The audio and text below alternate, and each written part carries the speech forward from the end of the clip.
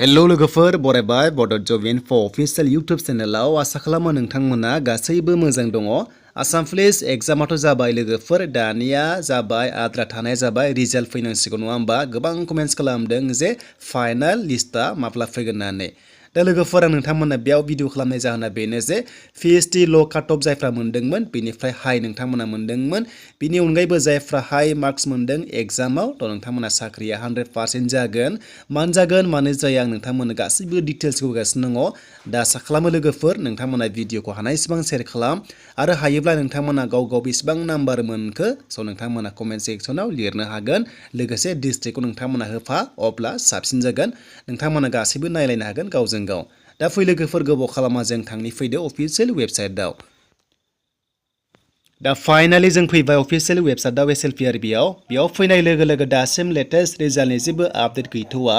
जेब्ला रिजाल्ट होगोन ना अब्ला बेयावनो नोंथांमोना बे रिजाल्ट पर्टेलाव थुनाय लोगो लोगोनो श' जागोन। जेरै बेयाव एसआइनि मोनसे ओंखारदोंमोन नङा होमबा बेनो जाबाय एफिआरआव नोंथांमोना नुनो मोन्दों साब इन्सपेक्टराव दा बेनि रिजाल्टआ लिंक मोन्दों।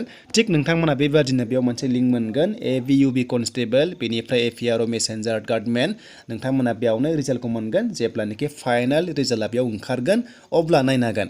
बेनिफ्राय लोगोफोर आं नोंथांमोननो मानो ल' काट अफ थांनायाबो साख्रि मोनो एबा एग्जामाव मोजां नाम्बार मोननाय साख्रि मोनो बेनि सायाव भिडिअ खालामनाय जाहोना बेनो जे नोंथाङा मिथिखाबाय जे दाखालि 1:5 जोंहा केन्डिडेट लांदों नङा होमबा।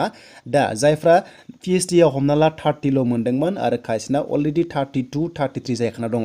दा 30 मोननायाबो साख्रिखौ मोनो लोगोफोर बेनो जाहैबाय एग्जामाव नोंथांमोना एग्जामाव 50नि गेजेराव नोंथांमोना जुदि 40 मोन्दोंबा अब्ला नोंथाङा 30 + 40 70 जाहैखाबाय प्लास एक्सट्रा मा थायो 2 एबा 1 हमना ला 72 अब्ला नोंनिया एसटिपिब्लाबो नोङो आनरिजार्भआव फैनो हाबाय नोंनि साख्रिया जायो।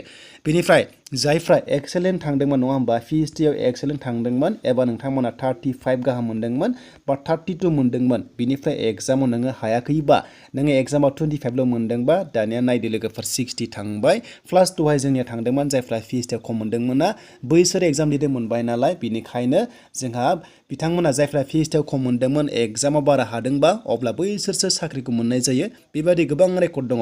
जायफ्रा एक्सेलेन्ट थांदोंमोन एग्जामावबो हाहैया एग्जामाव जुदि खम नाम्बार मोनोबा काट अफआ फैनाय जाया। बेखायनो बाथ्राया मोनसेल' जे जायफ्रा पिएचडिआव खम मोन्दोंमोन नोंथांमोना जिंगासिनो गैया जे नोंथाङानो मिथिखागोन जे एग्जामाव बेसेबां लिरनो हादों। जुदि एग्जामाव मोजां लिरनो हादोंबा नोंनिया साख्रिया 100% जागोन। आरो जायफ्रा नोंथांमोना पिएचडिआव मोजां नाम्बार मोन्दोंमोन आरो लोगोसे एग्जामाव हायासै अब्ला साख्रिया जानाय नङा। दा बेबादिनो लोगोफोर जिंगासिनो गैया बे भिडिअ खालामनाय जाहोना बेनो जाहाथे नोंथांमोना मटिभेसन जायो। जायफ्रा पिएचडिआव खम मोन्दोंमोन जुदि नोंथांमोना मोजां नाम्बार लानो हायोब्ला थ' नोंथांमोननि साख्रिबो जानो हायो। दा लोगोफोर बेखिनियानोसैमोन। बेनिफ्राय लेटेस्ट आपडेट मा फैया नोंथांमोननो हानायसेबां आपडेटखौ होबाय थागोन जे आसाम पुलिसनि रिजाल्टआ थाबैनो ओंखारखागोन मानोना गोबां रिलि दंबावो एग्जाम दंबावो बेखायनो नोंथांमोना नैबे मार्चनि नोंथांमोना फार्स्ट उइकआवनो मोननायनि चान्स थागोन एबा एप्रिलनि नोंथांमोना सिगाङाव मोननो हागौ। जायखिजाया नोंथांमोना एप्रिलनि सिगांनो मोनजोबखागोन आरो रिजाल्टखौहाय आसा खालामो लोगोफोर नोंथांमोना भिडिअ खालामनायनि जाहोनखौ बुजिदों जानांगौ जे जायफ्रा पिएचडिआव खम मोन्दोंमोन अब्लाबो नोंथांमोना एग्जाम पास जायोबा मोजां नाम्बार मोनोबा साख्रिखौ मोननाय जायो।